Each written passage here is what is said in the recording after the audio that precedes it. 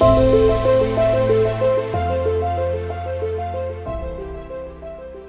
everyone, welcome to my session in this largest summit. I'm going to talk about the new normal in engineering education from the university point of view, and specifically our experiences in UNSW Sydney, and in particular my own experience within the School of Electrical Engineering. So let's go into the session. Bit about UNSW Sydney. We are located very close to the city, a 38-hectare area campus. Most of our faculty are in this campus. We are very close to the city, also very close to the airport, just 5 kilometers. We do have another campus which is also larger, which is in Canberra, and this mainly caters to the Defence Force people.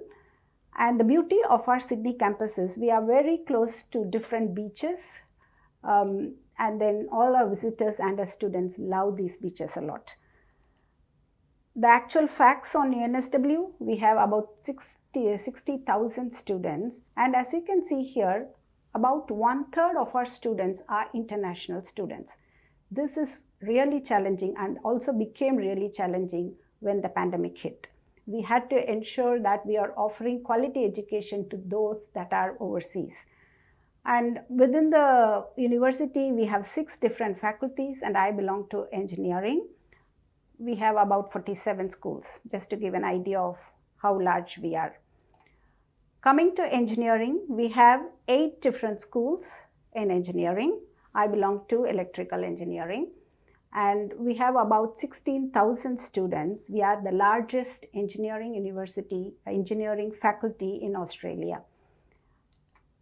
Now, engineering as well as electrical engineering, we are number 1 in Australia based on the QS rankings 2020. We are also top 50 in the world, and you can see here 22% of our students, we are under the influential engineers as well.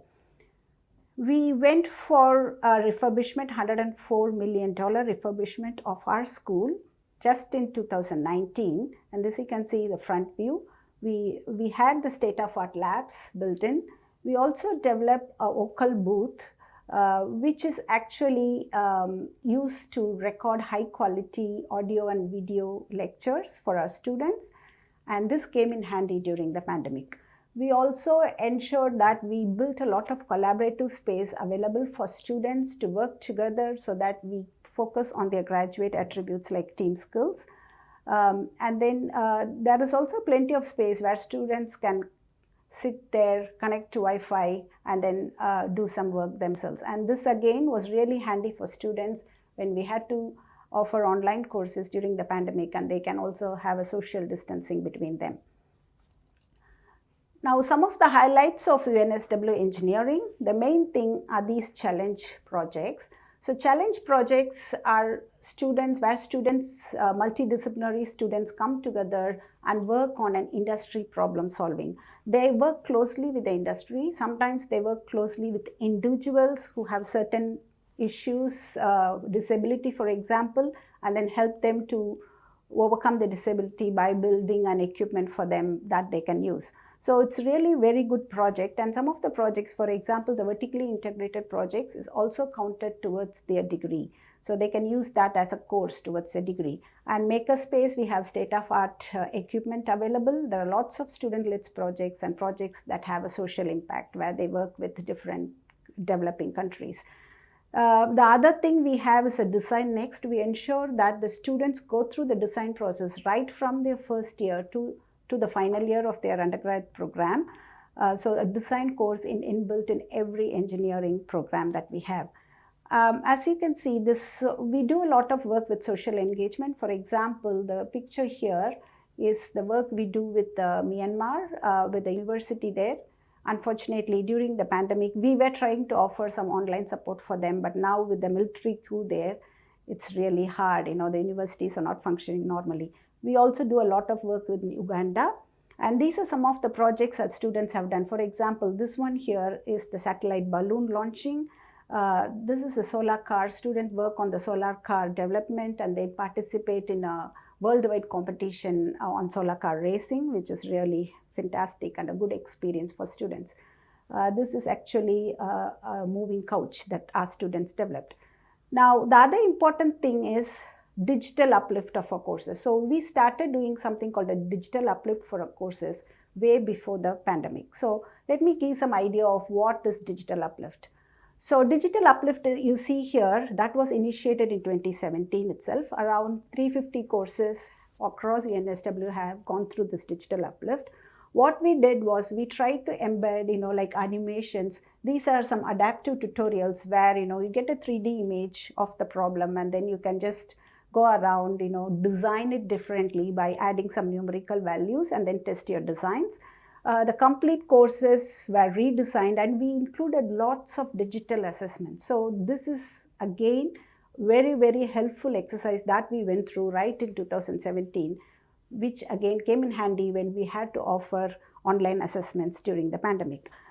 We also developed lots of industry blended lectures, which means these lectures are actually, we went to the industry place and then recorded the video of the industry people right in their site so that students can get a first-hand information of how the theory they learn is seen in the workplace. We also included lots of virtual reality simulations. The main point was we wanted to enhance the teacher presence, the social presence. So we wanted students to connect with each other in the online space. And of course, like cognitive presence in the sense we wanted to have a sustained communication with the students. All these mainly to create a deeper engagement. So we added all these as an additional resource for the students apart from the face-to-face lectures and other work we have with them. So this was really handy. So from my own experience, I would like to talk about what are the advantages of this digital uplift. Some examples. So this is a course that I'm teaching. I'm basically an electrical power engineer.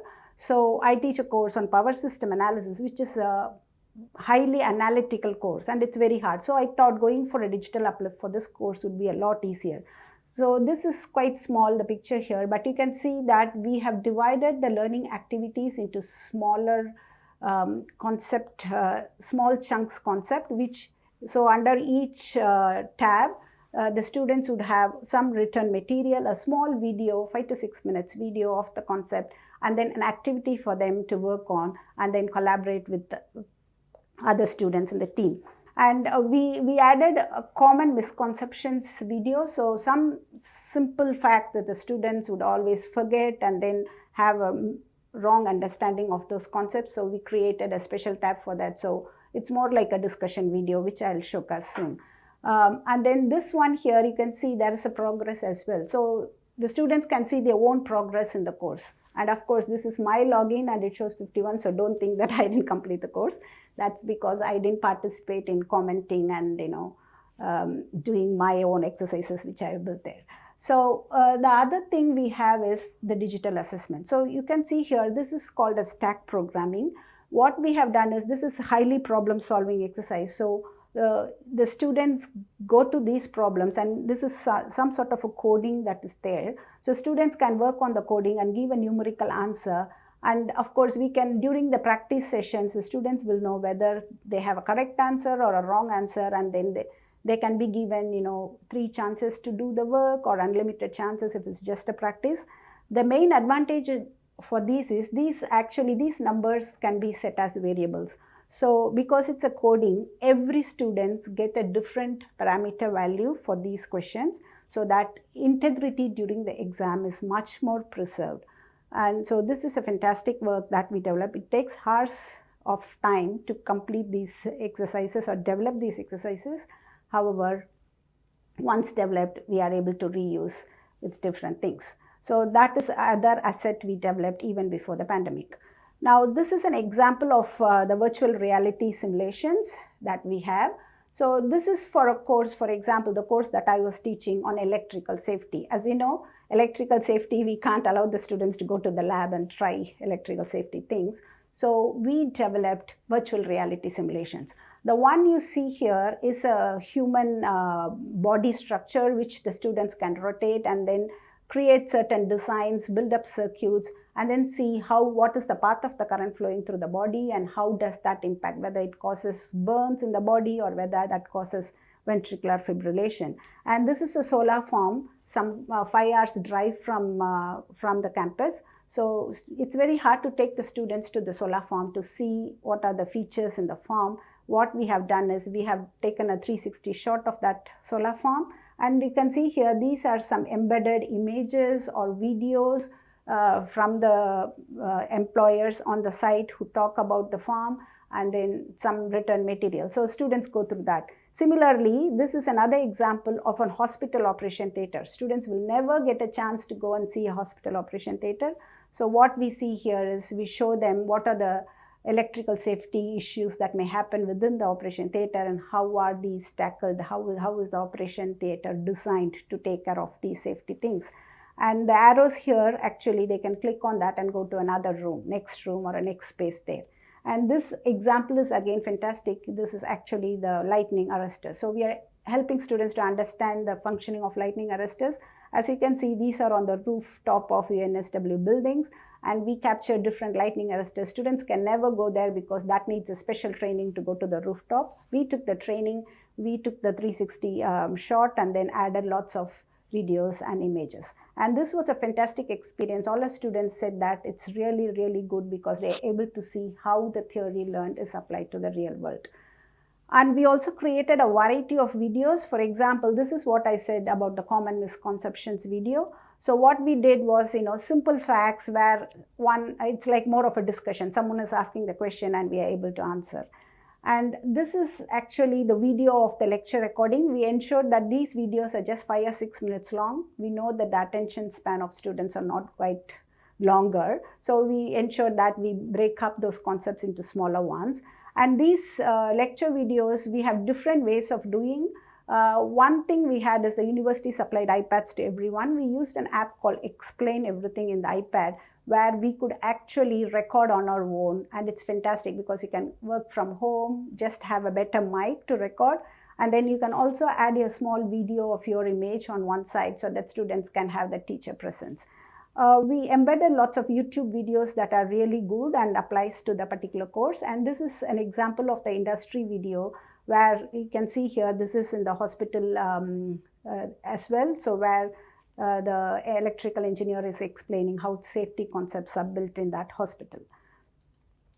Now, when we went into the complete online delivery in 2020, we had all these resources which we used as asynchronous lecture materials, and we also ran synchronous lecture via MS Teams, mainly MS Teams and some Zoom. We use our learning management system as Moodle, so we were able to embed Blackboard Collaborate into that as well. And all these online forums, all these we had built right in 2017. We added remote labs, which I will show soon how we did the remote labs. And of course, these digital assessments had already been inbuilt. We used that for formative earlier. Now we have to use them for our summative final exam as well. And we developed oral assessments for students. The advantage is we were able to see, because we have built up the digital Uplift platform for the courses, we are able to see the active students' daily availability as well. So the idea is this: the more we engage with them, the more they engage with us and the class as a whole. That was the idea, and that worked very well. Now, online lectures, this is a smart board here. So, and then we have two screens in front of the speaker. So what we do is we share the smart board. This smart board we can annotate just like I'm annotating now on the screen. We can annotate and it's captured, and we also record it. And then this is the screen. On this table we have two screens. One is the Teams view of the screen where we can see the students chat messages here, and this is our own screen that we are sharing with them. So we record it, and it's much easier. The main advantage of this is we walk around in front of the board just like we would normally do in a lecture. So that gives some sort of presence for the students to involve and engage rather than just sitting somewhere and talking. And this is the Vocom tablet that we used. Currently, I'm using this tablet for this particular session as well. So it's easier. We can just write, annotate. And this is very helpful, especially for analytical courses where we have to derive equations and work through problem solving for the students. With the remote labs, what we did was we developed a plug-in board, and then the students actually were connected remotely through the monitors, through the Teams site as such, and there would be a demonstrator. You can see this is the lab demonstrator sitting, connecting the students to the setup. So the students design a circuit, and the demonstrator actually has to make the connections on the circuit, and then they give control through the Teams to the students. So those students online would actually control the oscilloscope, set up the function generator on their own, so that they can do all the control, make the measurements and take the readings. So you can see here the students on the screen, the Teams, and the demonstrator talking to them. So basically we did this, reimagining education from the lab to the living room, and this worked very successfully during the pandemic. A small video on what we did. Now, you might be asking, what is remote lab? So our innovative approach into developing these remote laboratories is to provide the students with the opportunity to be able to remotely access our lab equipments in such a way that they are as if in the lab and be able to conduct experiments on the same way that they would do hands-on experimentation. The main strategy and thinking behind the remote laboratories is to make sure that students would still be able to learn skills of problem solving and also being able to realize the conceptual understanding behind conducting practical experimentations and be able to connect the theory they learned from the courses to the real world problems that they are going to face. Okay, so this is what we did. So it worked really well for most of our electronics courses. Now, as I said, we were embedding teamwork and leadership skills in our courses for a long time because one of the graduate attributes for engineering students. Like long time before, we used to have the guest lecturer coming to the classroom and delivering, and students work in teams around what was explained, and then they submit an assessment. And then later, when we developed this virtual reality simulations, the students used to watch the virtual reality simulations as a team, and then it's more like a flip mode learning where all the contents of the course was developed as a virtual reality. So students go through the contents and then they create their own case study, embedding all the concepts that they learned in the course, and as a team they make a presentation on their own case study. And what we do is with the people in this white ring, they are all industry people. So they come to the lecture rooms, they watch the students' presentation, and they do the assessments for the students. And this was going very well because the students get a direct feedback from the industry people. So they know that what they have done is quite good. And then employers also have a good idea of which students they need to hire once they finish their degree. So it was a great opportunity connecting the students and the employers. Now, during the pandemic, what we did is we ran a complete online type of teamwork. So we ensured that the students in particular zones are put together in the teams. And we also hired mentors to help each of these students. So 5 students were in a team, and each team had a dedicated mentor to help them take them through the teamwork activity. And we also ensured, for example, we have lots of students from China. So we made 5 students from China as a group, and we put a mentor from China who can help with them. So that was really helpful because we were able to see what was the issue happening in terms of internet, or some sites are not accessible in China. So those feedback we were able to get, and the students were able to share with the Chinese mentor more comfortably. And then once they did the teamwork activity, they went through the virtual reality simulations which are already online, and they developed a video instead of presentation. Like a presentation, they developed a video of their case study. And then we shared this video to the industry people online, and they were able to look through the video and mark the assessments. So we never stopped doing anything what we have been doing before, even during the pandemic. So just a good idea of what was the experience from the students. And my experience is the feedback survey that we have for the students' online feedback. So you can see between 2019 and 2020, the number of students are almost similar. and my experience rating, it's out of 6. It's close to each other. But one thing to note here is the response rate. So in 2020, you can see that the engagement of students were much more with the online teamwork stuff. 76% of the students had responded to the survey, whereas in 2019, only 57. The other important thing to note here is out of 172 students, I mean, we have around 95% international students in this course.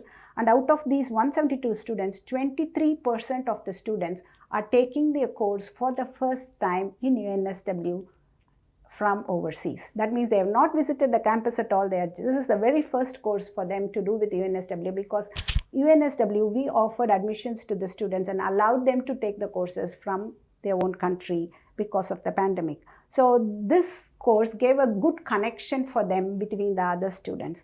And if you see, we had an assessment for the teamwork, and if you see the correlation between the teamwork, also the final summative oral assessments we had, there's a perfect correlation between them. And these are some of the feedback that we had from the students. They really enjoyed, and the most important thing, it's time saving. They can do at their own pace as well, because our terms are just 10 weeks and we finish a course within 10 weeks. So this was really handy and helpful for them.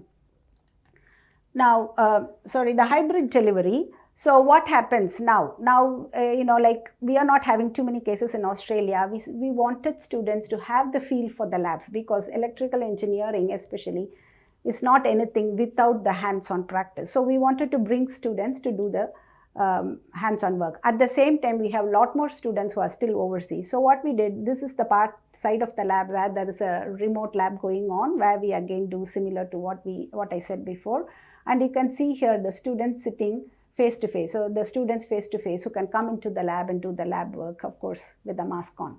That we continued a hybrid version, and even the lectures, we started doing a hybrid version. So you can see here, this is the lecture room here. The lecture room has a lectern, so I'll be here in the lectern presenting my talk, and then there is a camera. We added a camera here that could face the students that are face to face, and then this is projector. These are the students that are online, and this chat window is here. So these students can see the chat from the students, and sometimes the online students can switch on their audio or video and talk as well. And I share my presentations again through a tablet where I can write and share with the other students.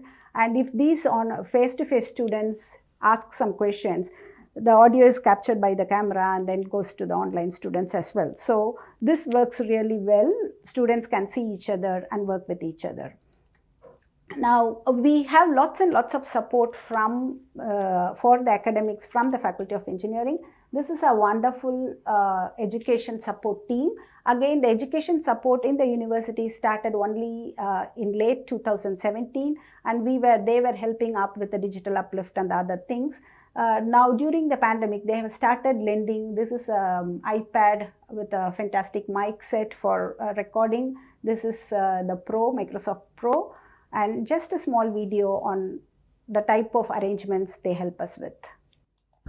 Hi, I'm John Paul Posada, Educational Technologist with the Faculty of Engineering here at UNSW.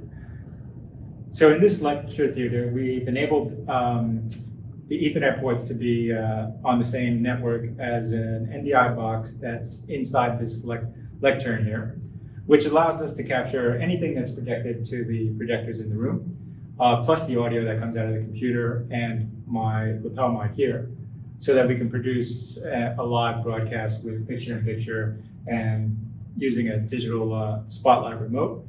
We can also use it as a pointer or a magnifier. And we've introduced this technology just to facilitate lectures, delivering live online content and live lectures to their students in a with much higher quality and much higher production value. So as you can see in this video, we used like live relay because sometimes we have to have students around 400-500 students online. So we went for a live relay from the lecture rooms. We used a casting software called Varicast, and we used NDI technology to work on this. So the other thing we have been supported is what is called the Course Design Institute. So you can see it's an intensive 1-week workshop during summer where the participants are guided through instructional design and research design. So we wanted to improve the various pedagogies, integrate different pedagogies and technologies, develop assessments. Again, it's a very small group, like 20 academics only, who go through this Course Design Institute, and we have all been trained through that Course Design Institute. And during the pandemic, especially within the School of Electrical Engineering, we also ran knowledge sharing workshop. So knowledge sharing basically on different pedagogies people use, how they ran their particular course, what are the learnings they had. We share with each other every term. We have a 3-term model. So a small video. I'm a new academic, but essentially being able to connect to the community of fellow academics who's gone through the challenges that I'm going through and moving away from my traditional instructor-based learning to student-centered learning. Okay, so this is the experience of one of the new academics there. Now, UNSW also provides lots of supports for the students during the pandemic, especially for communicating, for their health and well-being, most important, maintaining academic integrity. So there is plenty of support for UNSW students as well. So before I finish, I wanted to say that the maker games are still very popular with the students, and they are even now working with the hands-on work that they are doing here. So a very small clip on the beautiful work that the students have done. The project I'm working on is allowing people with quadriplegia to read books in bed. We were working with Peter Wolseley, who's a metal worker. I love reading, but lying in bed, I can't hold a book.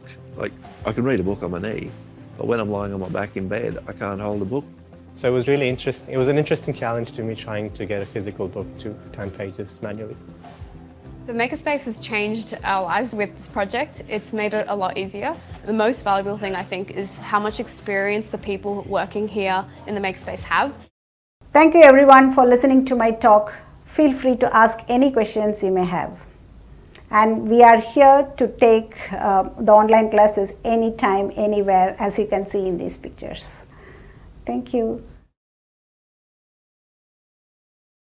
Hi everyone, thank you for your questions. Let me go over the first question now. What percentage of electrical engineering courses do you anticipate continuing virtually post-pandemic, and for what reasons? Yeah, I guess about 20% of the courses.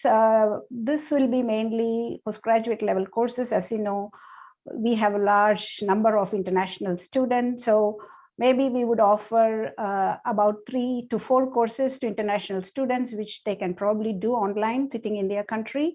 That gives them a taste of what we have in UNSW, which can inspire them to then move to UNSW to Sydney to do further, continue the studies, or if they prefer to close, they probably can take up something called a graduate certificate in electrical engineering. So yeah, post-pandemic, about 20%. That's the current thoughts. Okay, the second one, what are the greatest challenges for professors in adopting these processes for teaching?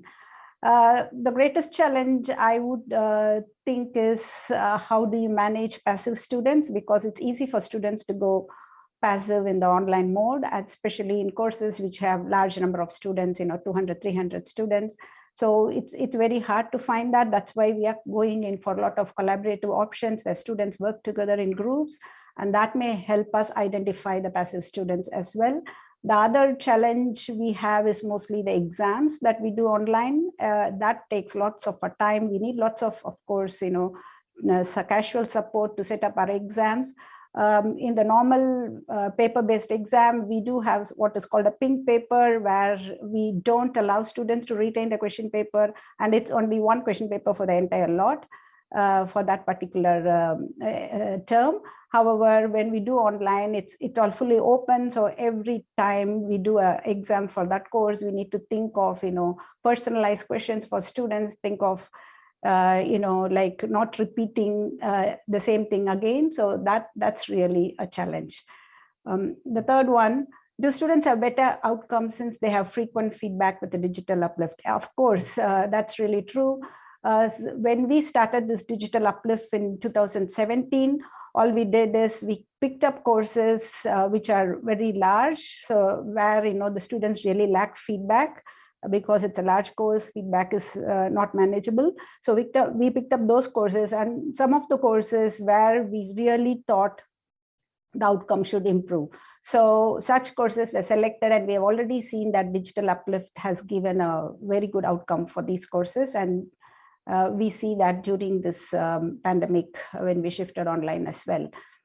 Do you know whether your department's virtual plan will undergo a compare and contrast evaluation with other universities, electrical engineering departments? Of course, we are looking forward for that compare and contrast. In fact, even within our own courses, we have started comparing, the direct face-to-face and online that we are doing now. So how do the students perform, and what are the good things that come out of this online? There are lots of surprise good things that are coming from online things. So when we go in the future for a hybrid version, how do we manage putting them together? And we have also, last year, I was involved in one of the cross-border chats with different universities around the world, like a university in Canada, Malaysia, Bangladesh, and other universities, where we exchanged, our online versions, what we do within electrical engineering. And I think going forward, we need to do on more and more of these workshops, online workshops with other countries around the world, where other universities. So that may give us a good idea to compare the evaluations.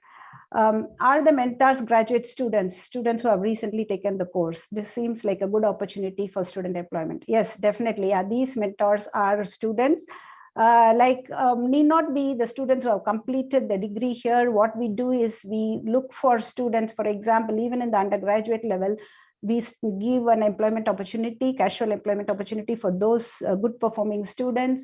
For example, the students in third year can mentor courses in first year.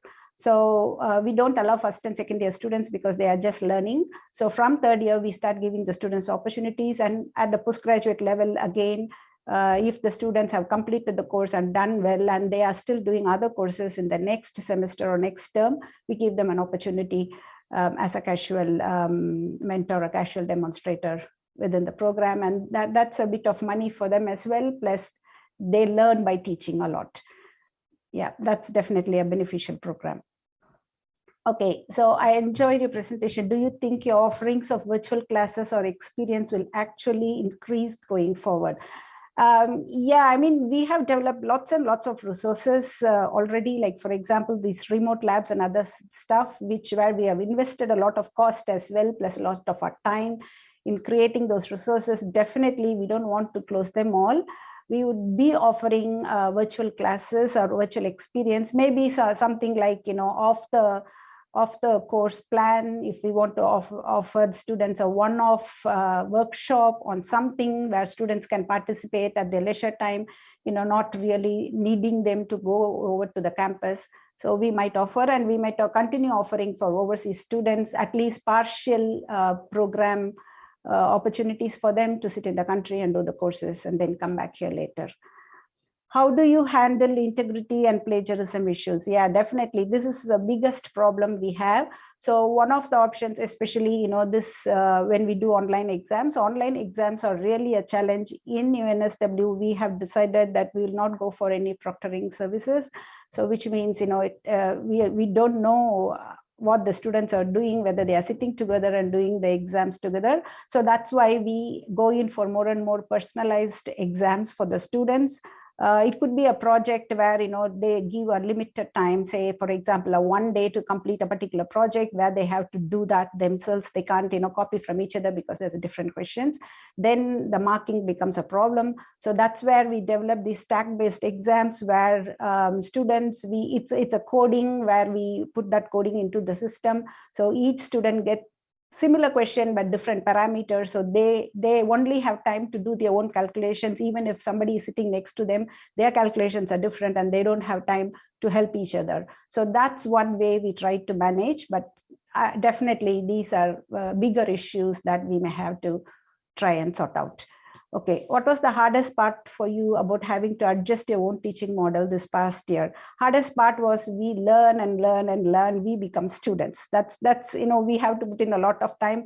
That's why within our school, we started developing these knowledge sharing workshops where every term we have a term model. So every term, before the beginning of every term, we have a knowledge sharing workshop within our specific school. So we exchange ideas. So this is what I'm planning in my course. Do you want to use this for this purpose? And this is how I do. So that we help each other, we support each other, what we have learned. So this is how we try to manage developing more and more resources. What is the percentage increase in cost of operating the virtual classes? I don't have any direct answer at the moment. We have not, personally, I have not worked out the cost. So I think I should get back on that later. What advice can you give to women students who want to study engineering? Please elaborate. Women students, I mean, we do have a very strong women in engineering team where we showcase, we bring women students, girls from high schools, and give them a workshop on, what type of jobs they can do. And we give them motivational talks from women who are employed in different engineering sectors. So I think I would say for women students, there's no limit on what you can do. I think you should start thinking about it. I can do it, I can make it, and then venture into that. And there is a lot and lots of support going on. What was your personal favorite project moment of these virtual courses? My personal favorite was, like asking the students to do the teamwork and giving them lots of activities, and asking them to make a project from the team. So that actually, I thought, like lots and lots of students got involved who they broke the communication issues they had between them. And some of the first year students thought that they were very well connected, and they loved it. And in turn, I loved it as well. Okay, so do you feel that students get as much one-on-one time in this virtual model as they did in person? Even in person, there are lots of students who may not attend the classes directly. So, I mean, it's a 50-50 on both the ends. Thank you so much for your time, and any further questions, I'm happy to take offline. Thank you all. Bye.